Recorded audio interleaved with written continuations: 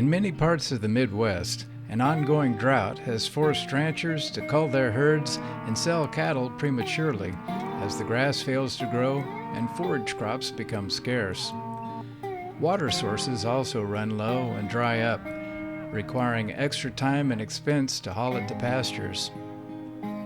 Farmers, too, face additional challenges with changing weather patterns, planting their crops in soil lacking sufficient moisture to help the seeds they plant germinate and grow, and too often watching helplessly as their crops slowly wither in the fields, with kernels of grain in the seed heads shriveling in the heat, reducing yields and farm income.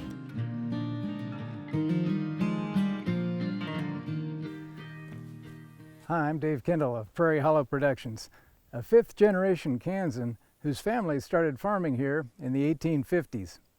While drought remains a serious problem for today's food producers, they also must contend with intense thunderstorms that can wash away valuable topsoil as rain runs quickly off fields instead of soaking in. And it's not just farmers and ranchers with their crops and livestock being adversely impacted by atmospheric conditions. Those living in cities and towns also have to deal with more severe weather on this warming planet. My friend Rex Buchanan, former director of the Kansas Geological Survey, and my wife, Laura Mead, joined me to speak with a number of different people who've shared their unique perspectives on the situation we're in. Come along with us on this journey as we explore the impact of climate change on our part of the Great Plains, looking at what's being done to help deal with the challenges posed by increasing temperatures and extreme weather events. We're facing some hot times in the heartland. You might want to sit up and take note as we hear from some of the folks most tuned in to what's happening.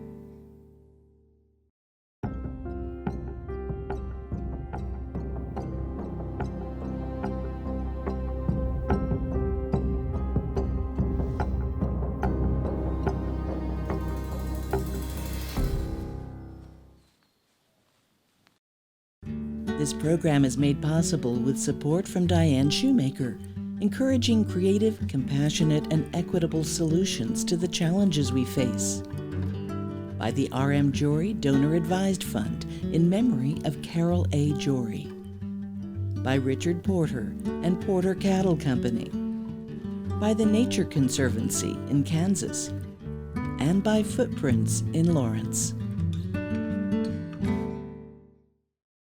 Welcome to the News Hour. New findings out tonight show the main cause of the climate crisis is rapidly getting worse. Carbon dioxide in the atmosphere hit record levels in the spring, the highest in more than 4 million years. The National Oceanic and Atmospheric Administration also reports the buildup of the heat-trapping gas is accelerating.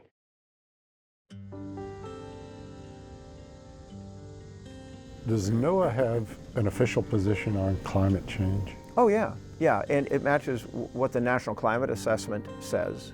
And the National Climate Assessment, very, very quickly, is something that Congress mandated that we do every 4 or 5 years.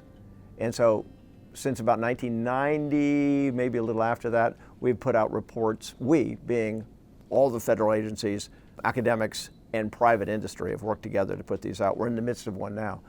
And that is sort of accumulated information on how our climate has changed and is changing, and looking to future impacts as well as current impacts of what's going on. One of the things we see is the number of record high temperatures that we're hitting far outpaces record low temperatures. There's a definite trend. There's lots of proxy, if you call it proxy data, that really tells us these things. Glaciers melting, in certain areas a lot and actually fading away over time. Oceans warming, acidity levels in the ocean increasing, sea level rise, things like that. People in the Midwest probably sort of look at that and go, well, that's not my problem. But flooding events are. Right. And so that manifestation, while maybe not as inexorable or clear, is certainly considerable, right? Well, let's take Katrina, for example, in 2005. It was pretty devastating in New Orleans. And what was it, a few years after that? Harvey in Houston. I happen to know people that have moved from a coastal area to this area for lots of reasons, right? But part of it was they were displaced by sea level rise combined with a major storm like a hurricane or something like that, and they didn't have a place to live. So there is what we call climate migration, and that's going on around the world as well. Places getting too wet, too dry, too hot. That's happening around the world. It's a semi-political issue too, obviously, but that's a manifestation of climate change, for sure. But my job is more to inform adaptation and resilience methodology. In other words, saying, well, it's going to be 10 degrees warmer in 100 years. So what are you going to do about it?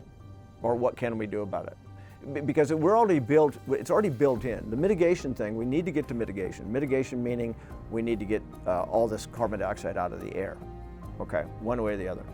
But we've built in 100 to 1,000 years of warming already. So even if we had zero man-made, if you will, gases, we're still going to see rising temperatures for a while. That's built in because the oceans are like a bank, if you will.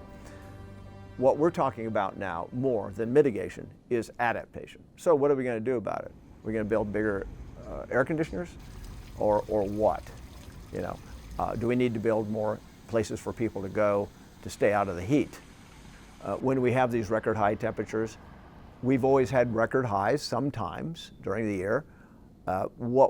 When you experience those now, you're probably getting a taste of what your kids and grandkids are going to be feeling much more often than we are right now.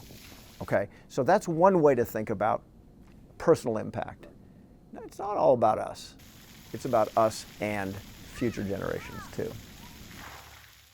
How much time do you spend dealing with people who deny that climate change has even taken place? Or if it has, that it's anthropogenic? So it's a great question, and there's a couple different angles on this. One is, if I get on an airplane and fly somewhere, I'll sit next to somebody, I'll tell them what I do, and they'll ask me, hey, do you believe in climate change?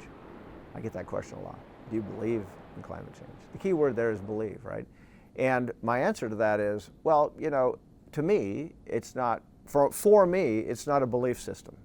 I understand the science behind climate. I know what's happening around the world.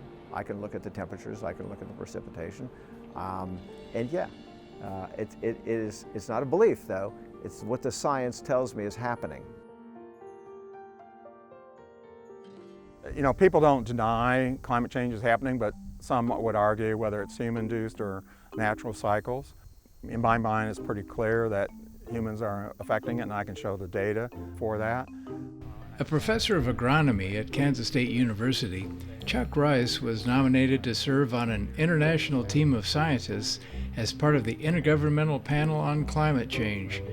He served as a lead author on the IPCC's review of agriculture's impact on climate change in its reports issued in 2007, when it was a co-recipient of the Nobel Peace Prize, and 2014. There's actually 3 reports: the science of climate change, impacts and adaptation, and then the 3rd report, which is one I was involved in, was the ag chapter on how its potential to mitigate. So we were looking at, we're not developing new science, but reviewing the science and synthesizing it to look at how agriculture could help mitigate climate change. So we were looking at basically carbon sequestration in soils, which is my area of research. What's the potential? How do you manage soils to increase carbon content to help offset carbon emissions? So in effect, the work you do with the panel doesn't represent new research so much as a review of existing research, synthesis, trying to come up with a consensus based on what's been published. Right. People have this misunderstanding that we're developing new science and coming up with new conclusions. Really, our job is to take the global literature and try to synthesize it and interpret it from a global perspective. As scientists like Chuck Rice continue to monitor global events and trends, the most recent report issued by the IPCC came out with an urgent warning, much more alarming than any of its previous reports. The new report from the United Nations Intergovernmental Panel on Climate Change, or IPCC, found that within a decade, the world is likely to miss its goal of holding global warming to 1.5 degrees Celsius or 2.7 degrees Fahrenheit. If or when the planet reaches that level, scientists say Earth will pass tipping points that will lead to catastrophic environmental damage, including dangerous sea level rise, entire species going extinct, and even greater suffering in many nations, especially the poorest. UN Secretary General Antonio Guterres said the time to act is now. Humanity is on thin ice, and that ice is melting fast. Ice really is melting all around the Earth. A professor of geology at the University of Kansas, Lee Stearns has been studying the dynamics of glaciers and ice sheets in a number of different places, including Antarctica and Greenland. We spoke with her remotely during a period in which she was away from campus. One of the things I would like to start with is maybe help people understand why Greenland is so important. How come you hear so much about Greenland when it comes to this whole issue? My first trip to Greenland was in 2005 as a PhD student, and I'd been studying actually this glacier in the back, Helheim Glacier in East Greenland, for my dissertation, and had been looking at imagery of where the terminus was and how it looked for, I guess, for the preceding 15 years, for however long we had good satellite imagery.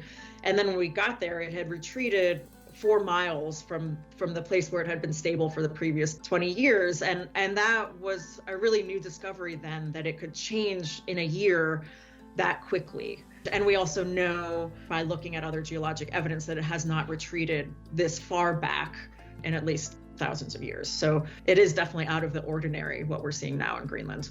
So that's why Greenland has been getting a lot of press. I guess I also assume just sheer size in this process in terms of Greenland. Is that a fair statement? Yeah, I mean, Antarctica holds more ice in it. If all of Antarctica melts, it's 32 meters of sea level rise. If all of Greenland melts, it's 7 meters of sea level rise. So it is the smaller ice sheet, but it's the one that's much more susceptible to melt. I mean, it's a huge ice sheet changing more quickly than Antarctica is. And nobody's saying that the whole thing is going to melt anytime soon.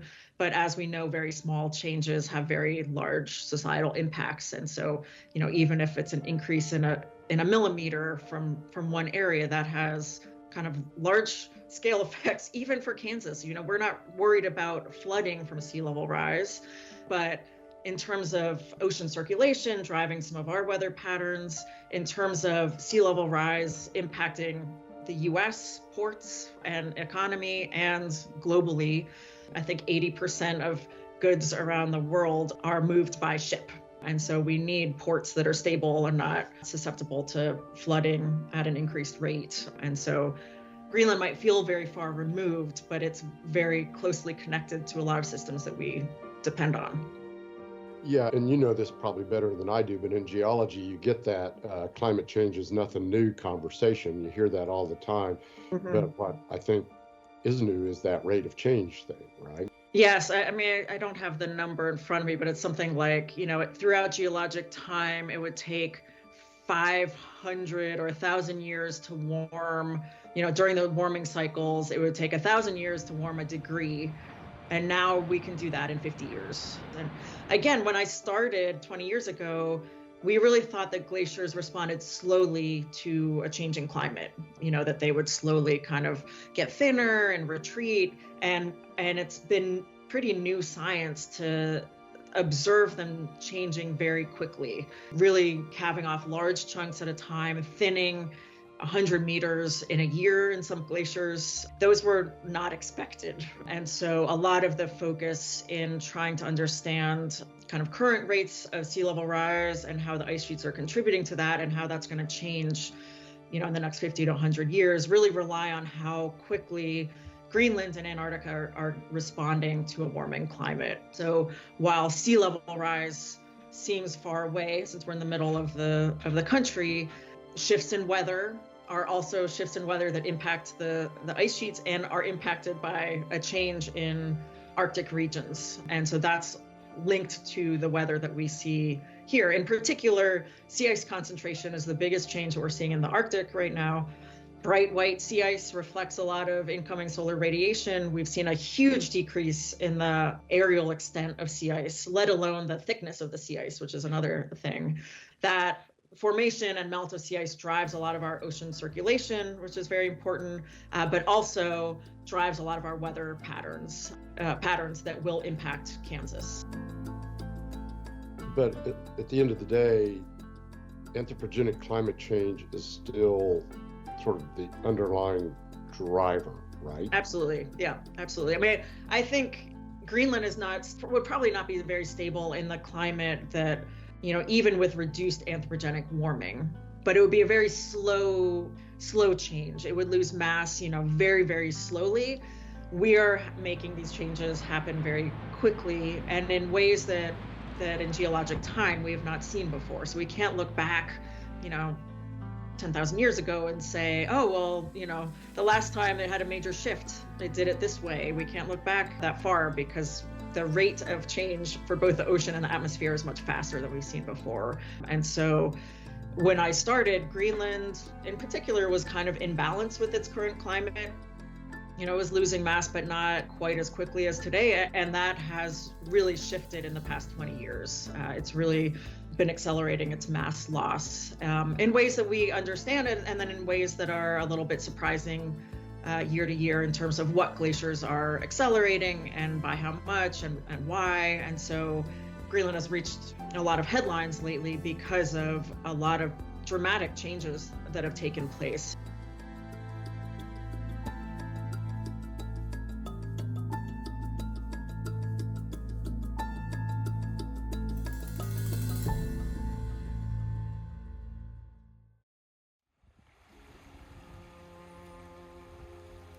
On a bluff above the Smoky Hill River near Salina, Kansas, staff at the Land Institute carry on with research initiated by its co-founder and president emeritus, Wes Jackson, who recently co-authored a book reflecting on what he calls the multiple cascading crises of climate change. How concerned do you think folks here are about climate change? Not enough. A lot of it has to do with, well, what can I do? What can we do? And they don't feel empowered. And that's not a dumb point of view. We all feel not very empowered. And there are limits to what an individual can do in this process. I mean, you might reduce your carbon footprint, but as an individual, that doesn't make a huge amount of difference on CO2 levels worldwide. Yeah. One way I think about this is, for 10,000 years, we've been going up, up, up. 10,000 years since the beginning of agriculture, in which we've been doing all this. Here we are right here on the end of the thumb, and that's the fossil fuel period. That's where the biggest chunk came, was when we got into the coal, the oil, the gas. All right, so now we're going to have to start going this way. And we have no precedent for how to think about that. And what we're trying to say in this book is that there have always been prophets. Prophets that would tell what's coming. So without further ado, I'm happy to give you Bill McKibben. The climate activist, who's published several prophetic books, spoke at the Land Institute's Prairie Festival in 2019. What I'm trying to say is something you already know, that climate change is by far the biggest thing that human beings have ever done on this planet. I mean, by orders of magnitude larger than anything we've ever done. And that we're still relatively near the start of this story. We've raised the temperature of the planet 1 degree so far, Celsius, but we're on a path, even if we kept the promises, everybody kept the promises that they made at Paris to raise the temperature of the planet more than 3 degrees Celsius, going on 6-7 degrees Fahrenheit.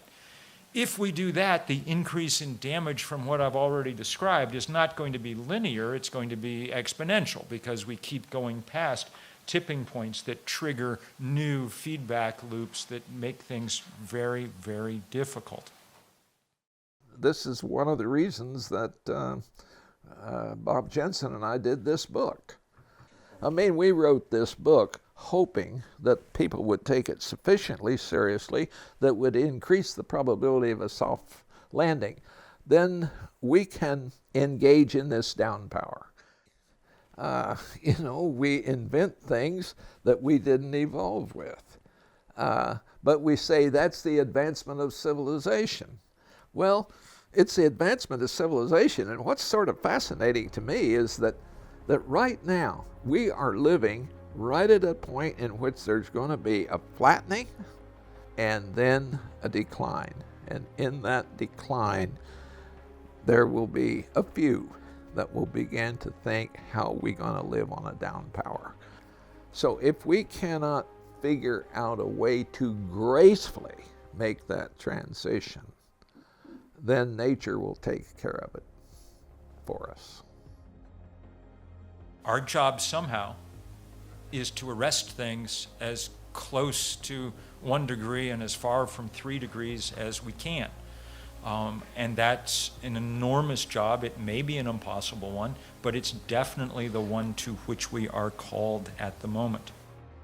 We need to understand in much more tangible, specific, poetic, lyrical kinds of terms what we're losing, what we stand to lose, and what we could gain with pretty common sense, practical actions.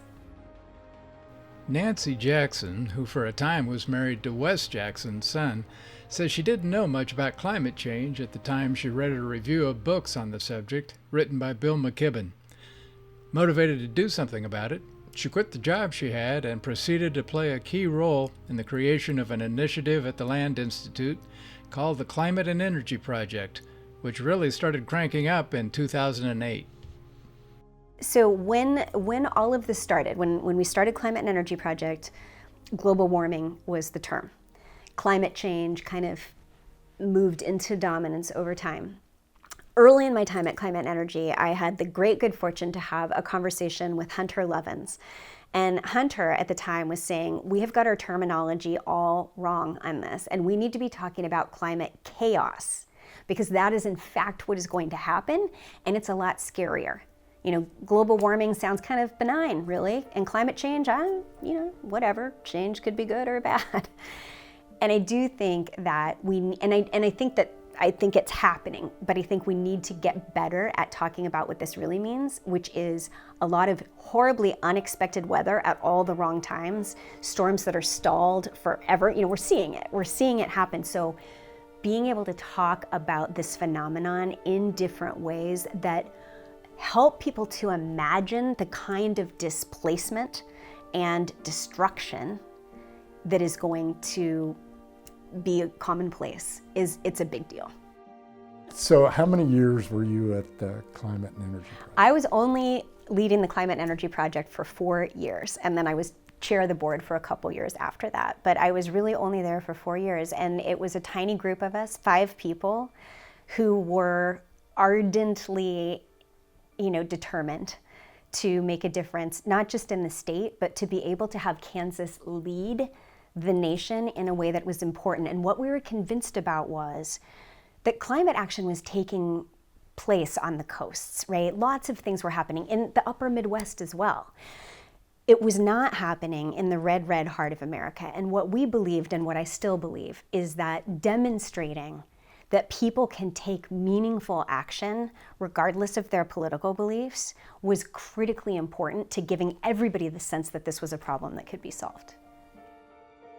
In addition to her involvement with the Climate and Energy Project, which has grown into a self-supporting nonprofit organization promoting clean energy and climate resilience, Nancy Jackson has also served on the board of Climate Action Kansas City, another local organization focusing on issues related to climate change. Climate is one of these gigantic problems that feels very difficult for individuals to solve. And so much of the debate has been at the national and even international level, which leaves kind of regular people out of it. And my absolute conviction is that this is a contest that ultimately will be won on the ground, right? Community by community by community, that towns will make decisions about reducing their carbon output long before the nation will be able to get to any kind of a viable agreement.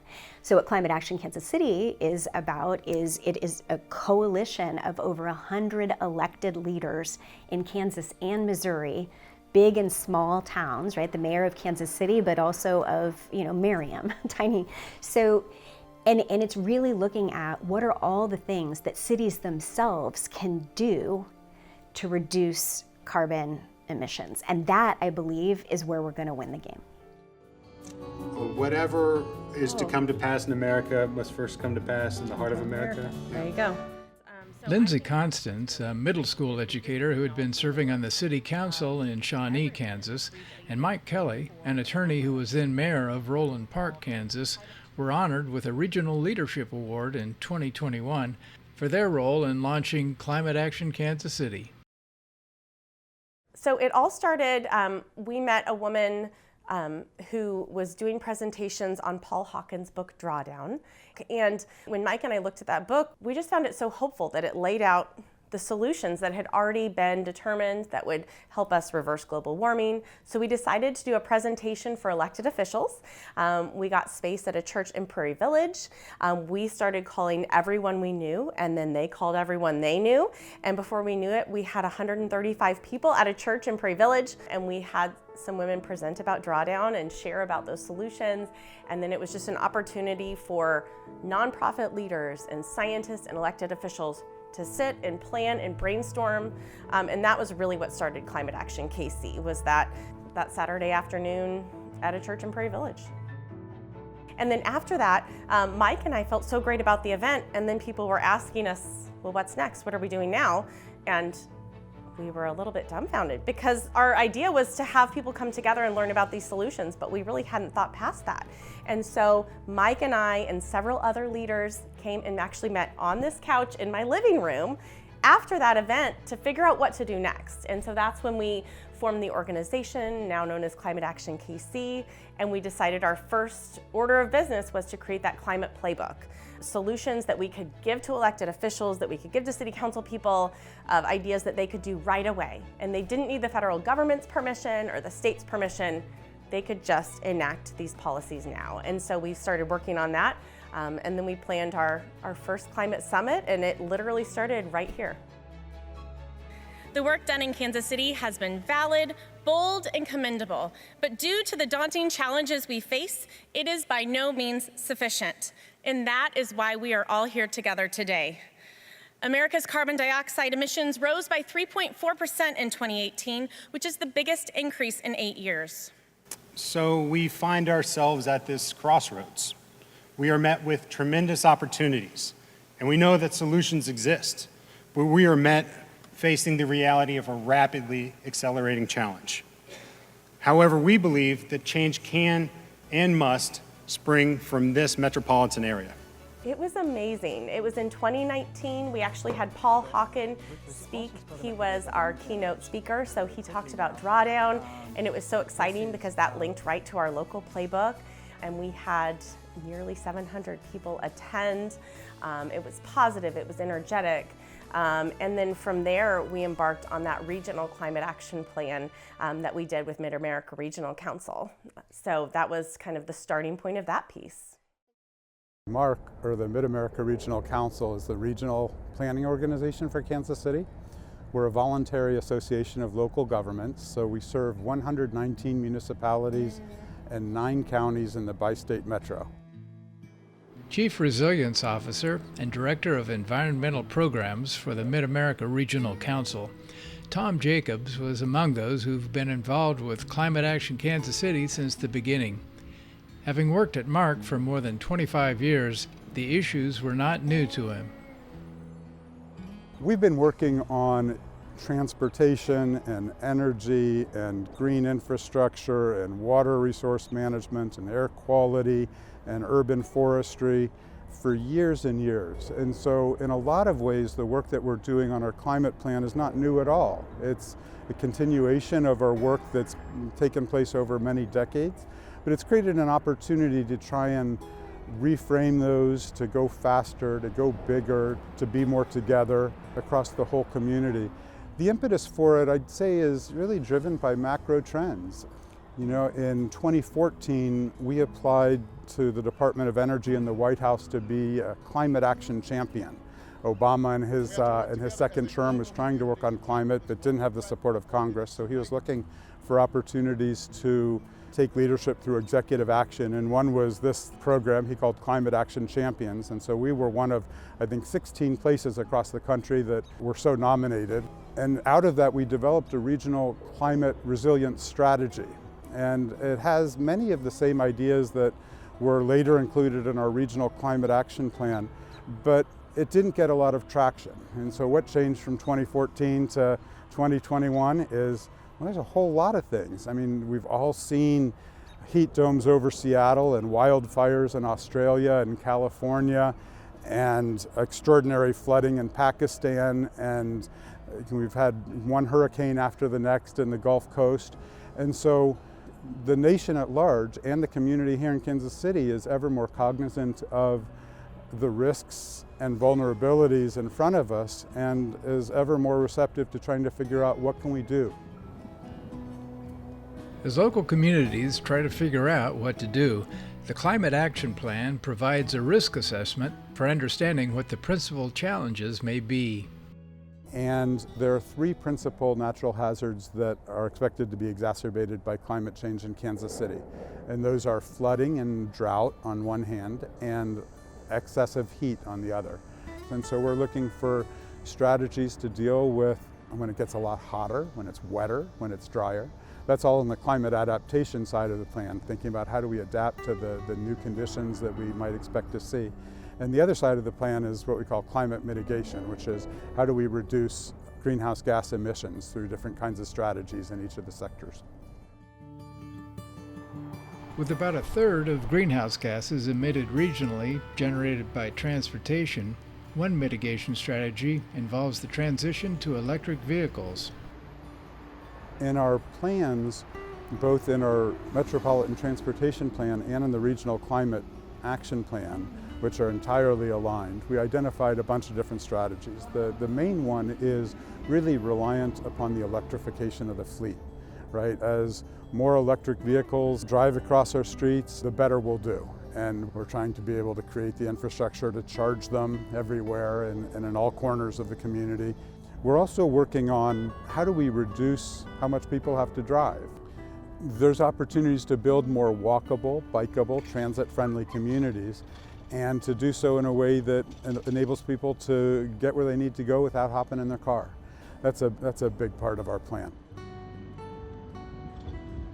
In addition to addressing such modifications in transportation, the Climate Action Plan identifies a number of other sectors where changes are being implemented, including energy generation, urban greening, and food production, with the objective of making all communities more resilient in regard to a changing climate.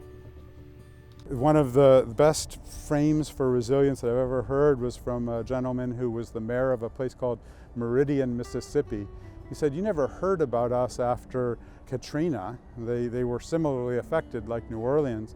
He said, "You didn't hear about us because we had strong community relationships and we came together. It wasn't divisive. We knew how to work together and we knew how to solve the problem. And our goal wasn't to bounce back, it was to bounce forward."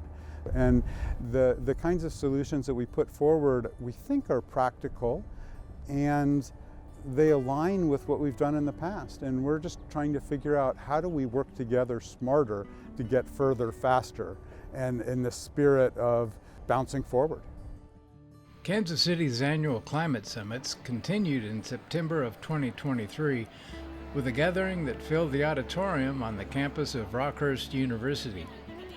A day-long schedule of activities began with some presentations there. I work for NOAA, and if you don't know what NOAA stands for, it's the National Oceanic and Atmospheric Administration. And continued with a selection of breakout sessions, including roundtables and panel discussions. Describe a little bit about their programs and what they do. After a recent stretch of oppressive heat, more temperate conditions and large shade trees, along with some easygoing folk music, gave everyone a chance to connect and talk with each other, as well as with the exhibitors who shared what they have to offer.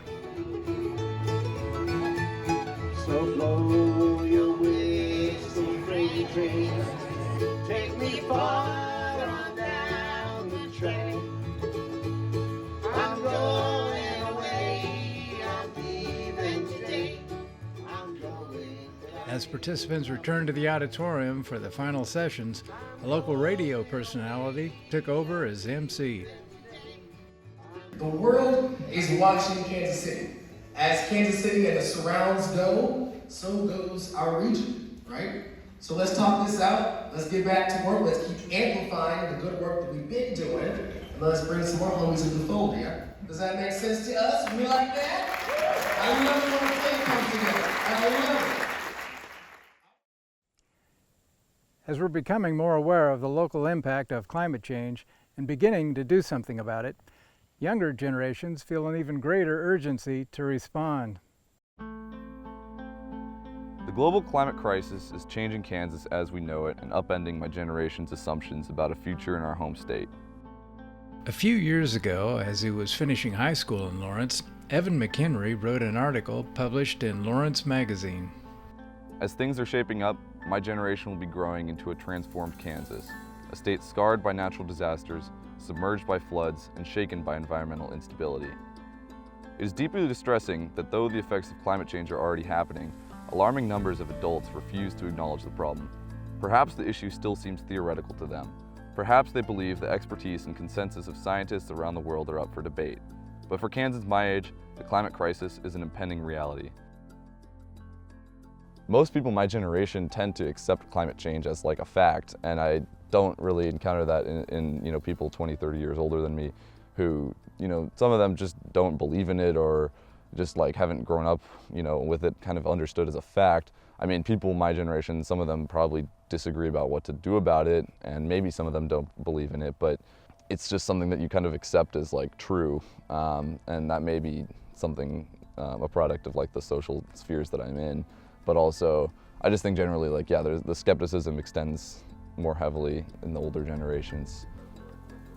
The science is settled and the warnings are clear. Older generations will see the first effects of this crisis, and my generation will suffer through it. We are in immediate danger and there is a narrowing window for action. As each day passes, the possibilities for a sustainable future diminish. Those of us whose future is being determined before we have the political or financial clout to determine it for ourselves feel the clock ticking. The problem isn't completely unfixable, but we have to act. I wish I could say the outlook is hopeful, but it isn't, and for my generation, it's hard to be optimistic.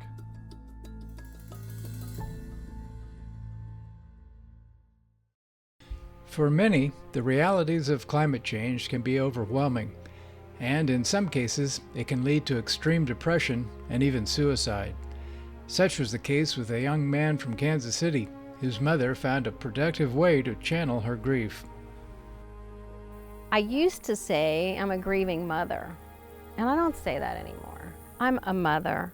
I'm a naturalist. I so connect with the natural world.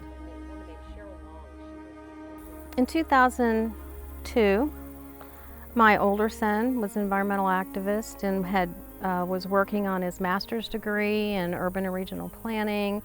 He was in a joint law program, had undergraduate studies in environmental studies and sociology, and the more he learned about climate change and how much human destruction there was around the planet, the more he understood about all of the social justice impacts of human-caused climate change, the less he felt he was going to make any difference. And we lost him in 2003 to suicide. And he journaled a lot, and one of the statements in his journals was, I know all about sustainability, but I don't know how to sustain myself. A software developer by profession, Sammy Aaron says that she started taking yoga classes immediately after her son's funeral as she began to cope with his loss, eventually becoming a yoga teacher herself. Long story short, I started teaching pranayama, which was the yoga breathing practice, got into meditation, I wasn't all that interested in teaching the asana, the physical yoga poses, but it was the deeper practices that really called to me. And I started leading workshops, Heal Your Grieving Heart workshops, really focusing on the emotional and spiritual perspective and not so much the physiological perspective. So, yeah. So then what gave you the idea to create the Resilient Activist? And I guess I should ask, what is the Resilient Activist? How did that come about? One of the things that there was this time, I was heading towards the age of 65, thinking about closing down my software business. There was in the back of my mind the words, the Resilient Activist. Because what I knew was the world needed people just like my son, needed people who had the science, the education, the heart, the enthusiasm, the compassion, the sensitivity to really make the shift that the world needs to make, right, in order to alleviate so much suffering that's happening now and that's going to be happening. And those people need emotional support. Those people need to know how to sustain themselves, right? And our mission really is to help support people as we navigate climate change. Our main focus is on supporting environmental activists. They're kind of a unique subset of people who have climate anxiety and all the mental health conditions that are now just really recently being identified as the emotional impact of climate change. And so we incorporated in March of 2018 and just kind of wound our way into where we are now. In addition to providing online activities like climate cafes and book discussions, the Resilient Activist offers workshops that provide resources for dealing with climate change, aimed specifically at those who work in fields most impacted by it. But it's this long-term practice of finding the way to live with the grief, the fear and knowing of it's only going to get worse, and the recognition that there's still so much beauty out there. How do you even notice that the sumac here is so gorgeous? How are you drawn to that when all you could think about is your grief?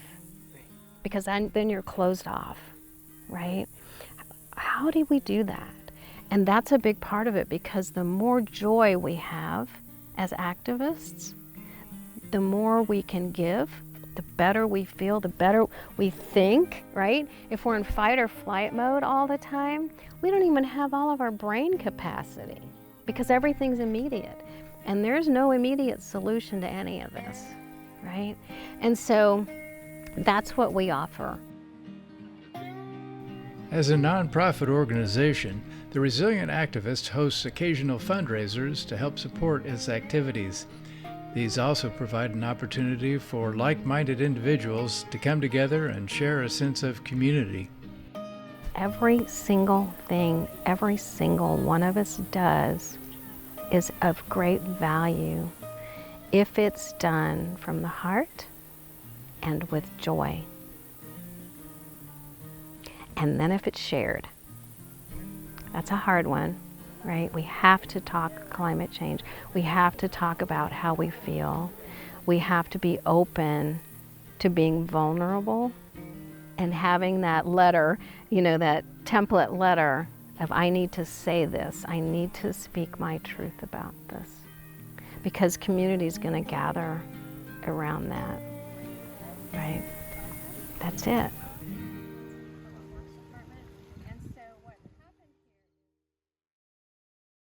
If you or someone you know is having suicidal thoughts, help is available through the Suicide and Crisis Lifeline by simply calling or texting 988.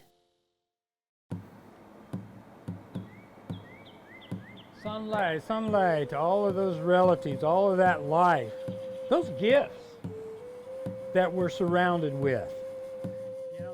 Dan Wildcat, a Yuchi member of the Muskogee Nation of Oklahoma and longtime faculty member at Haskell Indian Nations University in Lawrence, led the ceremony welcoming everyone to a special gathering on the Haskell campus in early June of 2022.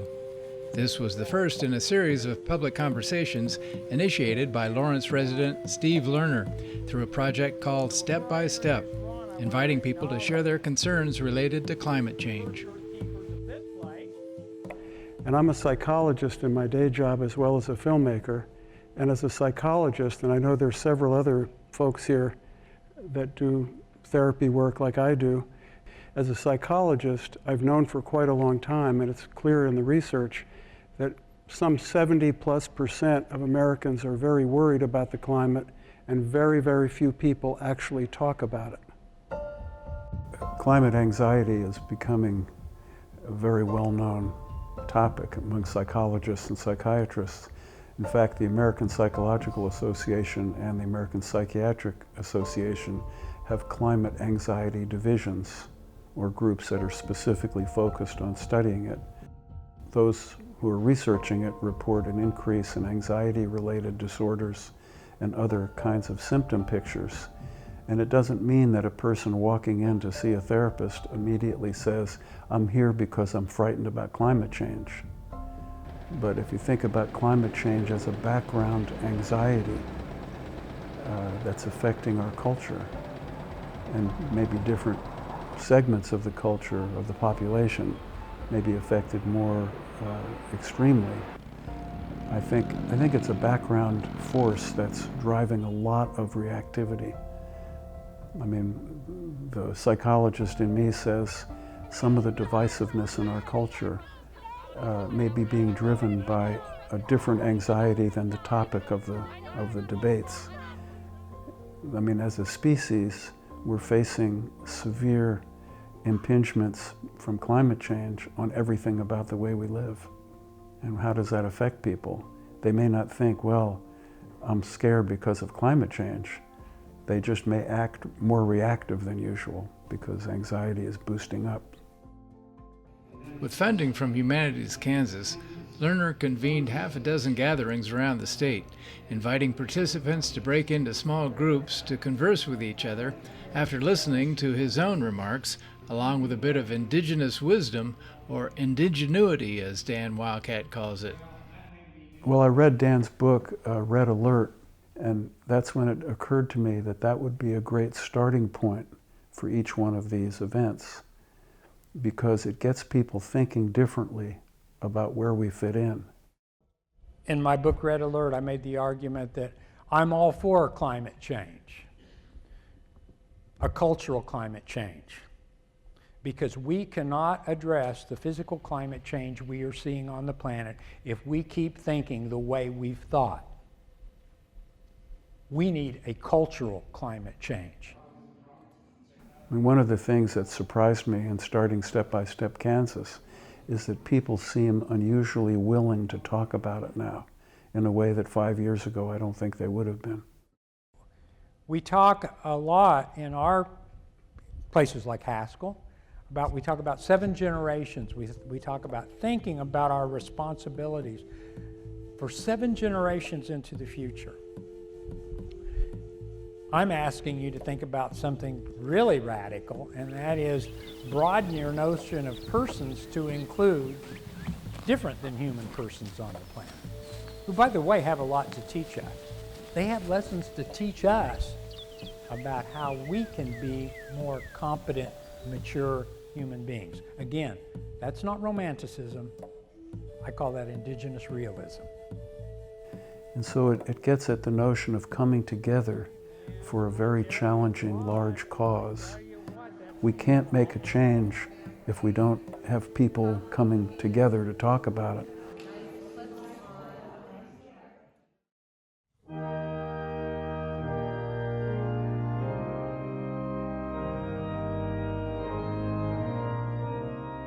The step-by-step gathering in Topeka took place in a hall connected to Grace Cathedral, where the Bishop of the Episcopal Diocese of Kansas has their office.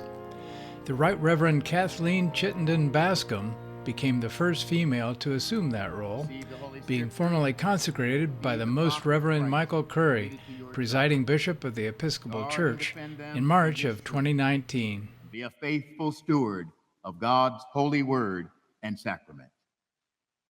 Now, Kansas, stand up and greet your new bishop and her family.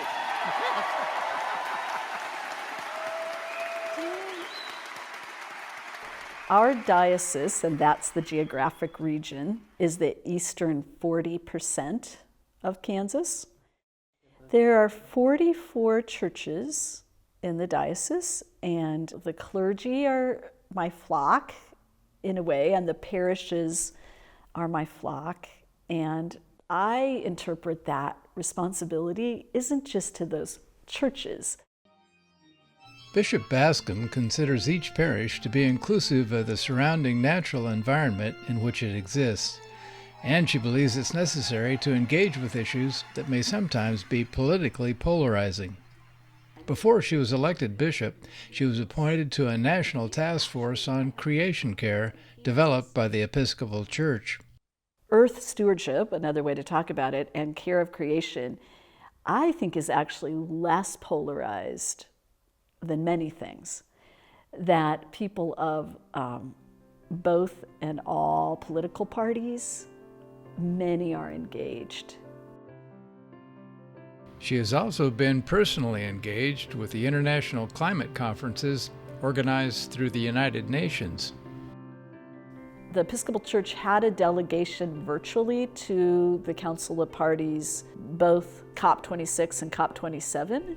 And out of that, a number of us who live in the Midwest region, we call ourselves the Great Middle. So we've been meeting virtually to just get people to come online and to hear more about the realities of climate change and the effects and the climate disasters and the changes. You know, just inviting people into conversation and trying to learn how to not hit hot buttons, but to say we respect one another. So to try to have that conversation, knowing how precious the earth is, and that this is what we call in religious terms a kairos moment, which means a holy and a time to get after it, that we are called in this moment to work on it. In addition to encouraging such conversations, the bishop has developed a Creation Trustees Network. It really grew out of a story of going to Blue Rapids and Marysville, where we have churches, and having time with one of our older members there, who I learned was from a church called St. Hilda's. And he pointed toward Tuttle Reservoir, and he said, well, St. Hilda's is there in the bottom. It was one of those towns that was taken. And that just really moved me. I was like, wow, St. Hilda's is at the bottom. And he was very concerned about Tuttle Reservoir silting in and what that's going to mean for all these communities in the Kansas River watershed. But so that kind of set me. So he is one of my creation stewards, somebody who, has land up in that region, was talking to me about things he was doing. If we can build this network of Episcopalians devoted to keeping their rangeland and not developing it, that's the kind of thing we're doing. With a special affinity for tallgrass prairie, the bishop has demonstrated her understanding and appreciation of the important environmental role it plays with the publication of a novel based upon prior experiences in Iowa. So when I was in Iowa, the 2008 flood occurred, and in downtown Des Moines, I was dean of the cathedral there, and I came to learn that, part of the reason that Iowa was suffering so much from flooding, it was climate change and what was going on in the atmosphere, but also that Iowa has only 1/1000th of its original tallgrass prairie left. So with losing all of that biomass under the earth, the rivers were flooding, and I could see in Des Moines that really see the suffering of people of least economic means. And often people of color are the ones who suffer most in those climate events, and was able to see that firsthand. And it came together with this understanding that, wow, it's all interwoven. So that's Of Green Stuff Woven is the title. It comes from Walt Whitman, his famous Leaves of Grass, and that idea that humanity, what happens to whatever our environment is, the earth, the grasslands, happens to humanity. In the aftermath of the flooding in Iowa, she says the decision was made to recreate a small prairie in downtown Des Moines to teach people about the role it plays in maintaining water quality and mitigating the impact of floods. When she assumed her new position in Kansas, she brought a version of that idea with her. We've been trying to develop our land as well, right? So our 3 acres here, the diocese since 1860 has had a parcel of land here, and it used to be 20 acres. And now, Grace Cathedral's on it, Topeka High School is on the land. And, we are trying to be important stewards and just put in this urban green space with a teaching prairie, culinary garden, spiritual life garden, an outdoor chapel dedicated to the Episcopal African American Church that was closed in 1964. So remembering St. Simon's. But we are kind of the center of these other church properties. So we have 18 around the diocese that are on church lands, and trying to have church lands also, what can we do for biodiversity, for, water use? And what's been kind of cool is that sometimes it's the churches who are littler, fewer people, who've kind of, not been seen as the big heroes in much of the 20th century as these large urban churches are growing and lots of wealth. They suddenly see the riches they have environmentally, and are kind of some of our new heroes. They're putting in postage stamp prairies. They're able to do it, they're helping to clean various lakes, by what they're putting along the waterfront. Anyway, I think that's a wonderful story about kind of the last shall be first, and it's fun to see it.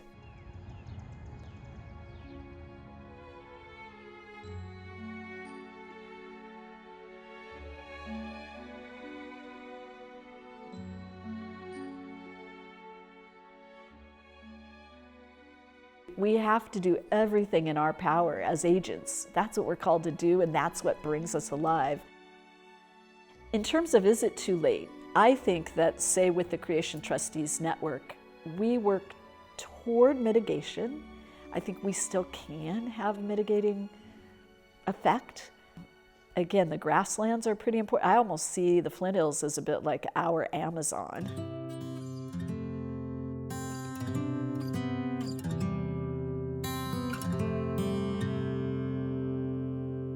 It covered a large portion of North America historically. It ranged from the Prairie Peninsula that stretched into Indiana and parts of Ohio, and then from Canada to Texas. So it was one of the largest, most significant grasslands in North America. And it's mostly gone. Most of it's been plowed to support the breadbasket of North America. And so only about 4% of the native prairie remains, and the largest portions of that are here in the Flint Hills of Kansas. As with the Amazon's rainforests, the grasslands of the world have the capacity to pull carbon out of the atmosphere and store it underground, helping mitigate the impact of greenhouse gases on global warming. In the Flint Hills near Manhattan, Kansas, extensive research into the dynamics of prairie ecosystems has been carried out at the Konza Prairie Biological Station for more than 50 years, when the first of its 8,600 acres were acquired by the Nature Conservancy to serve as a field station for Kansas State University, with funds provided by prairie-loving philanthropist Catherine Ordway. A professor of biology at K-State, John Blair serves as the director of Konza Prairie. When Konza Prairie was first established, the 3 main topics that were focused on were fire, grazing by large ungulates, and climate variability. And the reason for that was that fire, grazing, and climate are the 3 major factors that we think historically were important in making this prairie what it is. So we looked at those early on in the program as the natural factors that determine the prairie, and we studied their influence on the plants and animal communities and ecosystem processes. But if you think about each of those are now directly impacted by human activity, either directly or indirectly. So humans control fire frequency and when and how frequent, what time of the year prairies burn. They've replaced bison with cattle grazing, and they're managed, so we manage the grazing system. And then the climate is changing because of anthropogenic influence as well. So all of those three major factors that were think about them as the natural drivers of the tall grass prairie, are now influenced by humans. So over time, the research program has focused more and more on understanding how humans are changing the environment and how that influences the ecology of tall grass prairies. So let's talk about each of those three things, and let's start with what you've learned about grazing regimes for cattle. Yeah, so just like most of the Flint Hills, historically this was managed for cattle grazing, which is still the predominant land use for the majority of tall grass prairie in the Flint Hills. And the reason is that when the tall grasses grow in the spring, they're an incredibly nutritious food source for grazing animals, whether it's bison or cattle. And historically, ranchers recognized this, and cattle were often brought up from Texas and places south, and they would come up into the Flint Hills in the spring where they would graze for the season and put on a lot of weight. And so this was a working cattle ranch through the 1960s. And then in 1972, when the land was first acquired, for several years the land wasn't grazed at all then. Since then, we have reintroduced cattle to a portion of Kansa. We've reintroduced bison to another portion because we're very interested in how the native ungulates influence these grasslands. And there are parts of Kansa that are not grazed for comparative purposes as well. So let's talk about bison then. What is the research that you're doing, and how does that relate to your broader mission here? Yeah, so bison we think about them often as sometimes we think about them as a keystone species. They're one of the really important animals historically in tall grass prairie that had a major role in determining plant community composition and the structure of the prairie, which then in turn influenced the diversity of insects and the diversity of birds and mammals. So they play a major role. We published a very recent paper that showed that over 30 years since we've introduced the bison here, one of the biggest effects that they've had is to increase plant diversity, to almost double what the native prairie would be without the bison. And they do that mostly because they feed primarily on the dominant grasses. So the dominant tall grasses here are very good at using the resources in the soil and using sunlight, and they're very competitive in terms of their interaction with other plant species. When you introduce bison, they feed preferentially on those grasses, and they reduce the amount of grass biomass. They open up space that provides light for other plants. The bison also deposit dung and urine, which increases patches of nutrients, which favor other plants. So overall, they increase the heterogeneity and the patchiness of resources in the environment, and that leads to higher plant diversity. So let's talk next about fire. What have you learned about fire and its role on the prairie from the work you've done here? So the most important thing I would say about fire, and something that people who are not from this region don't understand, is that you don't have prairie if you don't have fire. Fire is absolutely essential to maintaining the tall grass prairie. And the reason is that tall grass prairies occur in areas where there's sufficient rainfall on average to support shrubs and trees. And shrubs and trees will grow in the absence of fire, and they'll displace the prairie. And we do controlled burns. So we do them under relatively low wind conditions, higher humidity, so that they are controllable. The problem with climate change and fires in places like tall grass prairie is that as it gets drier, and as we go through extended periods of low humidity, low rainfall, the tall grass prairies naturally produce a lot of fuel, which is highly flammable. And if those fuels ignite when they're really dry, when they're under windy conditions, those fires are really hard to control. So similar to fires out west, if you're not doing prescribed burning to control the vegetation and wildfires become more frequent, those wildfires can be pretty extensive and they can be very damaging. We had big fires out in central Kansas in Anderson County not long ago that demonstrated that. Another issue is, as we see the increase in woody vegetation, one of the plants that's increasing a lot in this region is eastern red cedar. And eastern red cedar, when it dries out, is highly flammable. And so we see big increases in those trees. And again, as we think about climate change in the future and drought conditions, which is going to lead to potentially a lot of flammable material, when those trees start to burn, those fires are much more intensive and much more difficult to control than grassland fires. Let's talk about the third part of that then, which is the climate issue. Talk a little bit about the research related to climate and climate change that's going on out here. Yeah, so we've always included climate as an important part of our research out here because, again, the prairies occur in the middle of the continent where the climate is naturally variable. What we have found is that the prairies are both sensitive to climate variability and they're fairly resilient within limits. Having said that, though, we're really concerned about what the impact of longer-term droughts and shifts in the timing of rainfall, which are predicted to be an important part of climate change for this region, what those will mean for not only the productivity of the prairie, but the diversity of plants and the diversity of animals here in the prairie. We've done some experiments on Kanza where we have altered the timing of rainfall to more closely mimic one of the climate predictions for the future, which is that we might not see large changes in rainfall here, but we'll see a repackaging of rainfall so that we see longer dry periods between rainfall events and then heavier rainfall when it does happen. And what we found is that even if you didn't change the amount of rainfall, if you just repackaged it that way, it was as significant as about a 30% reduction in rainfall. In other words, it's like a moderate drought. So from a ranching perspective, I would be concerned because what that would mean is that even if the amount of rainfall doesn't change, but we get this shift to longer dry periods and bigger storms, that rainfall is going to be less effective in terms of supporting the prairie, and it's going to reduce the growth of plants here, which ultimately means reduction in grass production and reduction in forage for cattle, for example. So there are definitely concerns about what future climates will mean for the prairie in terms of its sustainability.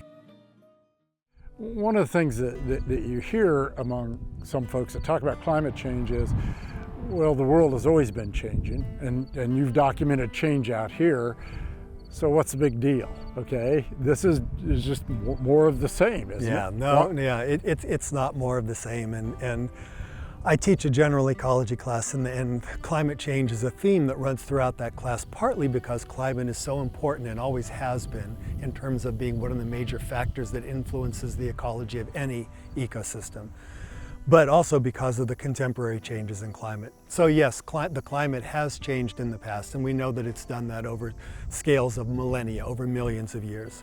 So I've been teaching at Kansas State University for 30 years. 30 years ago, the atmospheric carbon dioxide concentration was about 320. It's 412 now. That is an incredible change over a short period of time. For millions of years, the carbon dioxide level was nowhere near where it's at now. So the two things that I think are the biggest factors to consider is that the environment is changing in ways that we haven't seen over literally hundreds of millions of years. And it's changing at a rate that's just unprecedented. And the third thing is that these changes are clearly linked to human activity. There aren't natural sources of carbon dioxide that are leading to this change. We can link them clearly to the burning of fossil fuels primarily and to land use changes secondarily. So we know what the causes are. We're getting a better and better idea of how ecosystems are going to respond to these changes. I think the only thing that we seem to be lacking at the moment is the political will to do something about it.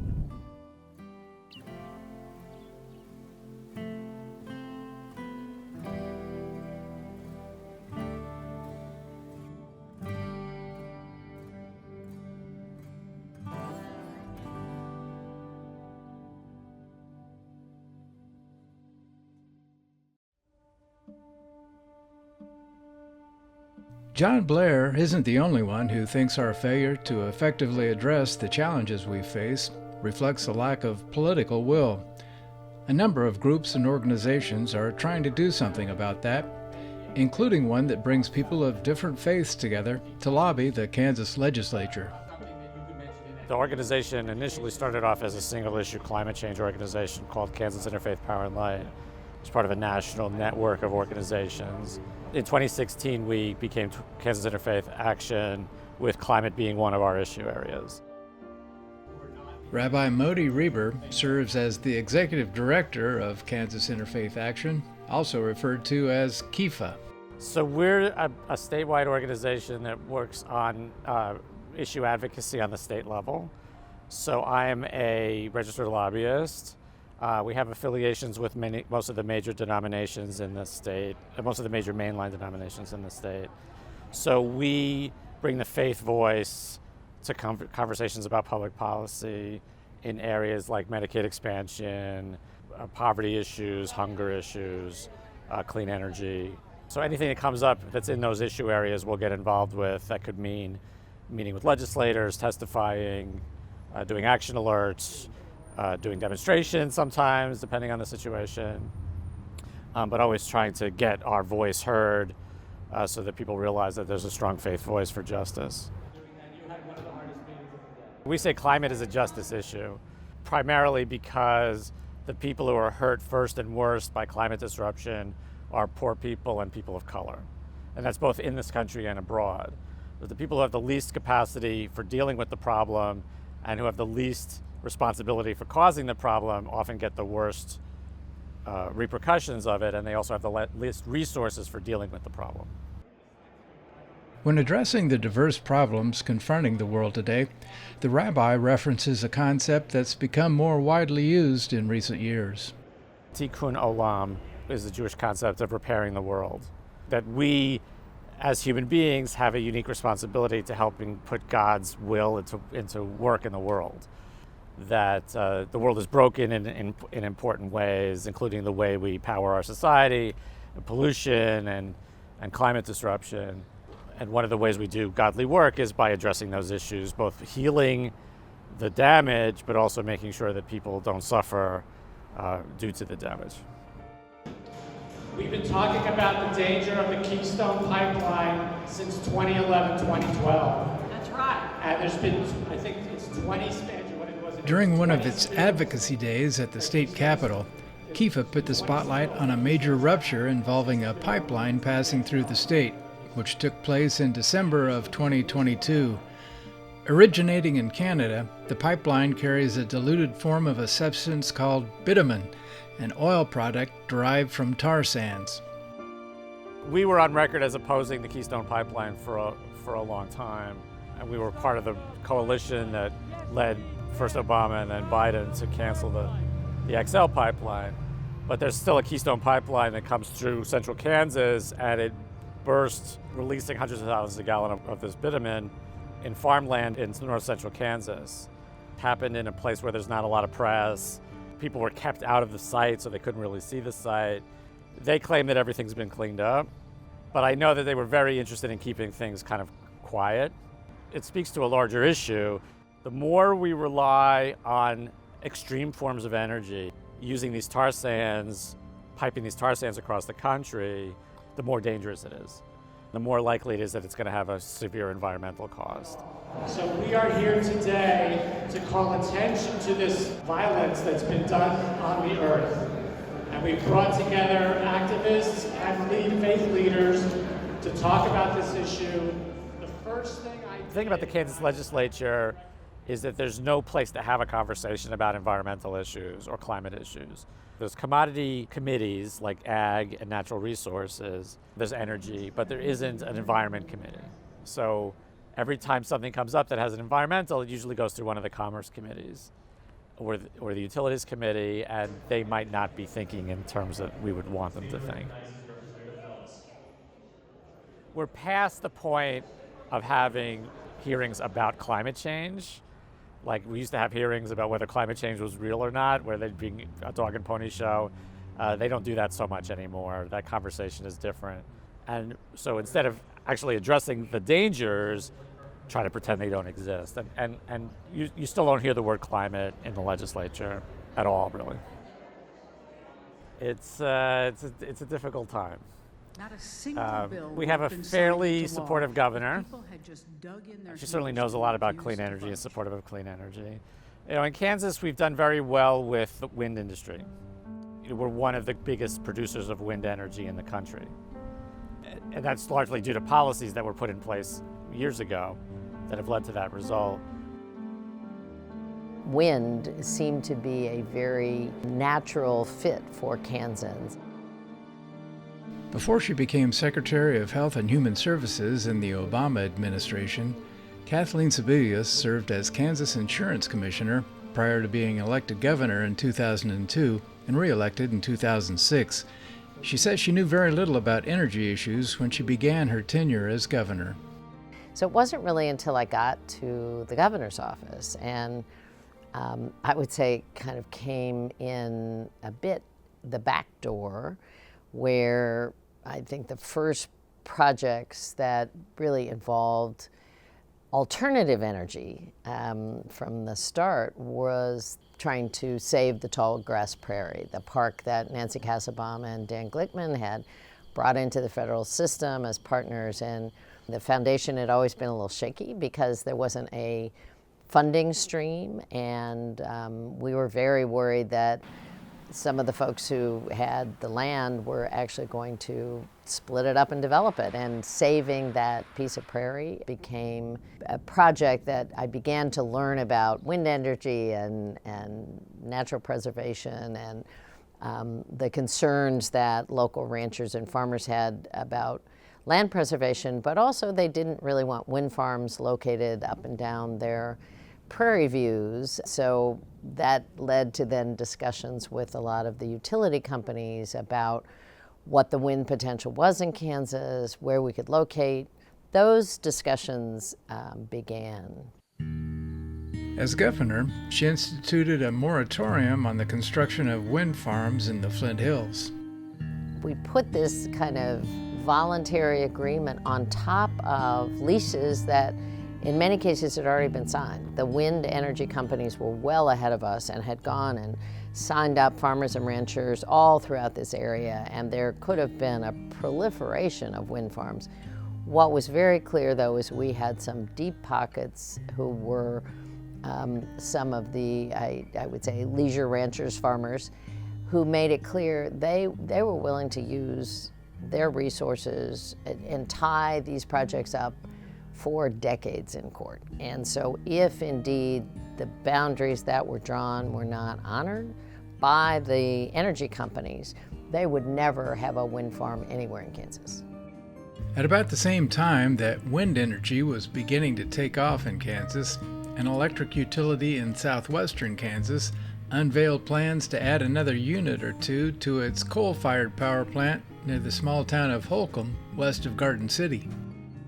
And we didn't need any of the energy that was being promoted as a part of the Holcomb plant. We had plenty of resources in Kansas that Holcomb was going to be built to ship all of the energy to other states, principally Colorado, but we would have the carbon in our air. So it, in that way, it seemed like a really bad trade to me. In order to proceed with its plans, the utility needed to obtain a permit from the state agency charged with protecting public health and the environment. When the permit was denied, the Kansas legislature attempted to override the decision, but Governor Sebelius exercised her veto power.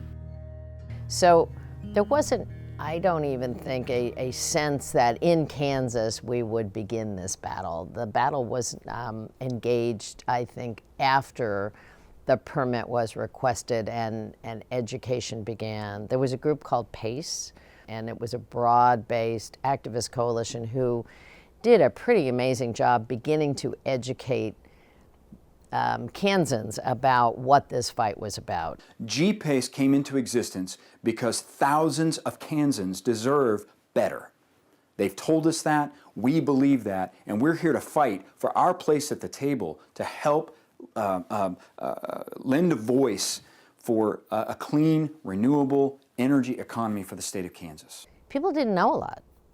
As I say, climate change was not a familiar terminology. Even the notion that air pollution directly affected your health wasn't familiar, but a lot of education was done about those connections. If you have another coal plant in Kansas, it will mean that your grandchildren could get sick, that they may have asthma and not be able to thrive as well as they would with cleaner air. If we do this, this portion of the population will really, I mean, it made very direct connections between what was going on with air quality and what was happening with the health of the people, and then made a corollary argument that we have this possibility of dirtier air and more unclean air and more carbon in the air, or this amazing natural resource, which is available, which could benefit some of the same communities and constituencies, which will bring economic development. We could be a leader, we could be, and it's an asset that doesn't harm anybody and actually could add to the benefit of the state. So they had the opportunity to both do education on the, dangers of the carbon issue, but also the real merits of pursuing a clean energy initiative. Plans to build another coal-fired unit at the Holcomb plant were eventually dropped as more and more wind turbines were erected across the region.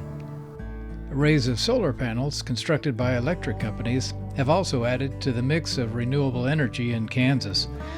But there are still concerns about where these installations are situated, which Brian Obermeyer of the Nature Conservancy has been dealing with. I've been real involved in siting of renewables since about 2002, and it was just a couple months after I saw my first industrial, commercial wind farm that realized that the Flint Hills were being considered for a lot of wind development. There were multiple projects being looked at. So I wrestled with that some, and I remember talking to the former president of the Nature Conservancy and asked him, how should we address this? And he said, a threat is a threat and should be treated as such, but treat it as a siting issue, not whether or not we should have renewables, but make this a siting issue. And we really did. We focused on that, and I think we've had a real positive influence in how we've been able to help steer renewables. More recently, there's a lot of interest in solar, and I think we're going to see a lot of commercial scale solar development, which is really cool, but there's really good places to do it and other places where it'd be less desirable.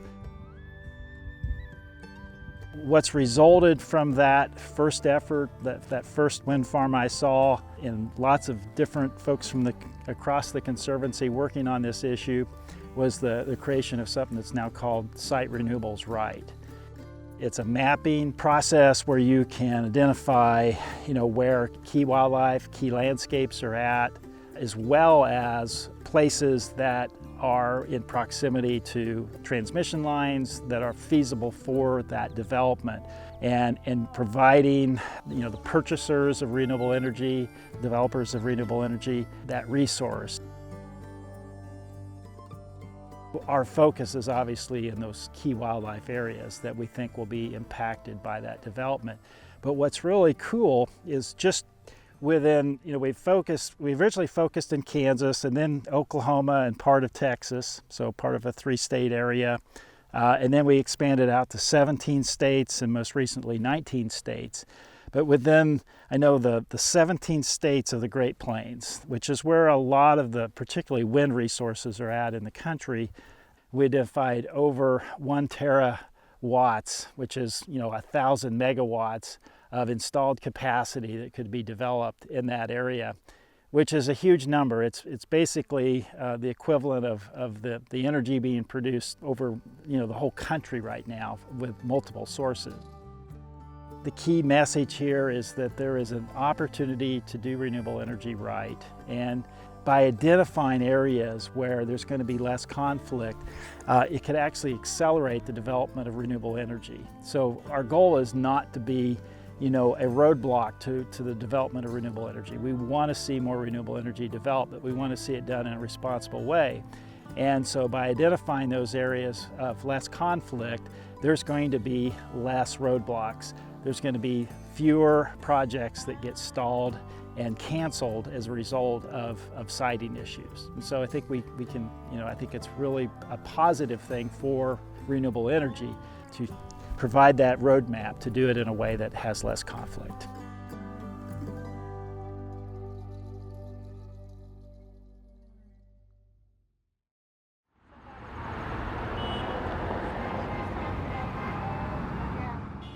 when the power company known as Evergy delayed its plans to retire a coal-fired plant a few miles upstream from Bowersock Dam. The Kansas Sierra Club organized a protest rally at the intersection adjacent to City Hall in Lawrence. Lawrence has been doing a really amazing climate action planning process, and from day one the idea was to center equity. An associate professor and director of the Center for Compassionate and Sustainable Communities at the University of Kansas, Ward Lyles teaches courses on regional planning and climate change. He also serves on the steering committee for the Douglas County Climate Action Plan.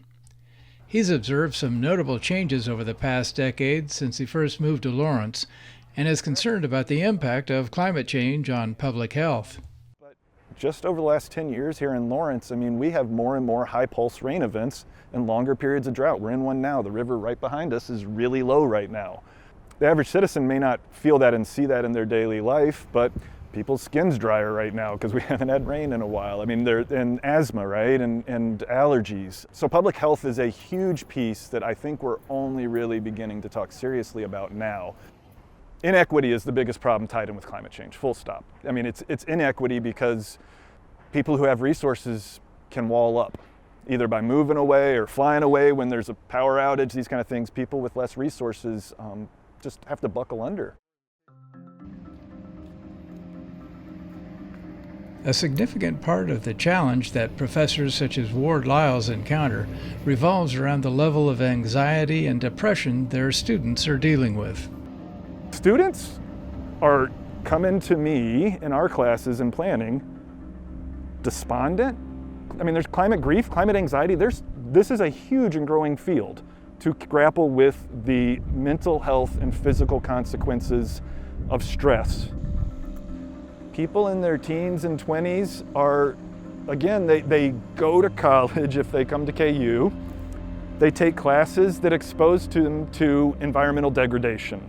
Ways that our oil and gas systems pollute our waters and our air, ways that oil and gas is associated with violence against black and brown people around the world, ways that the rich get richer. I mean, there's so many things that they are taught about the way that our systems have flaws. But if you're a sociology student or a geology student, environmental studies student, rarely are you shown that you have any individual agency. And the problem is so big and daunting. It's collective. I spent 10 or 15 years falling into the trap that a lot of the fossil fuel industry set, which was to make everything about individual behavior. Oh, I need to drive less, I need to eat no more, I need to avoid meat, so on and so forth. We have to do this as a group. That is the only way, because it needs policy change, planning, transformation of our communities. What they experience when they hit a class that teaches them about cities and how community organizing and neighborhood associations and transportation choices all go together for climate change, they tend to be a little more energized. And if you now begin to talk about more collective kind of solutions, how does that go down? Well, it's really hard. We are not built as humans to care about 7 billion people. It's a bigger number than our brains can handle. Our brains aren't really good at numbers more than like 100, 200, right? And maybe even 20. It's just hard to conceptualize.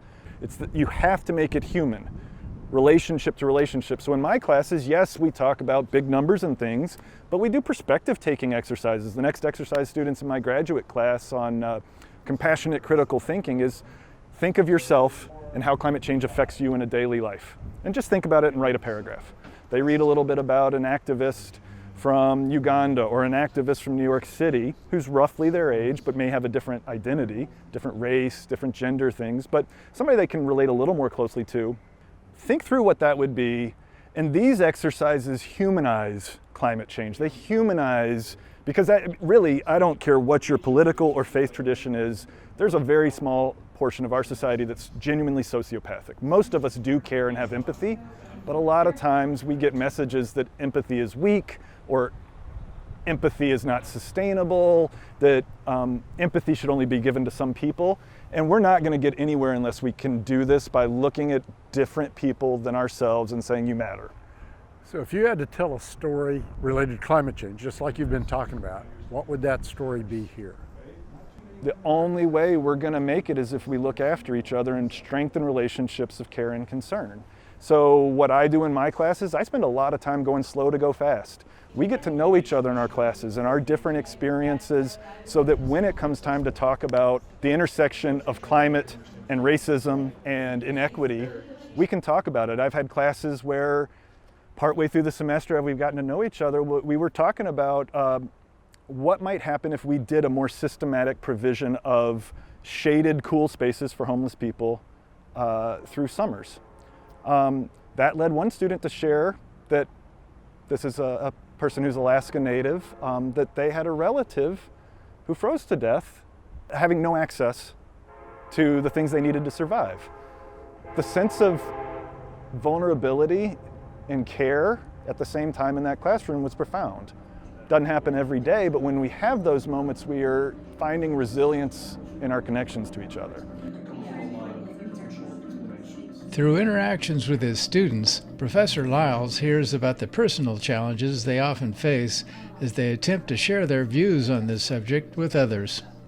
I listen to students, they're talking about having to educate their grandparents, their aunts, their uncles, and that can be really hard and stressful, and it can damage relationships. I mean, unfortunately, we're at a point right now where so much of our civic discourse is avoided because we allow people to think too binary. Are you Republican or Democrat, conservative or liberal?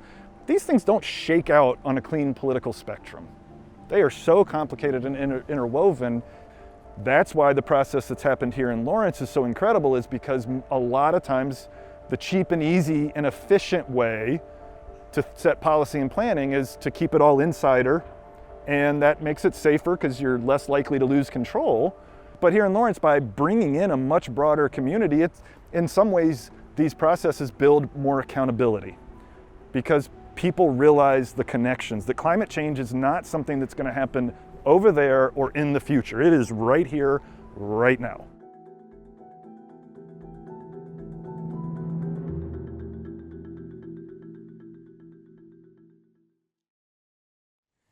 That's all for now. Thanks for joining us. You can find us on Facebook, where the conversation continues in a group called Hot Times in the Heartland, and watch more videos by way of our website at prairiehollow.net. Hope to see you there.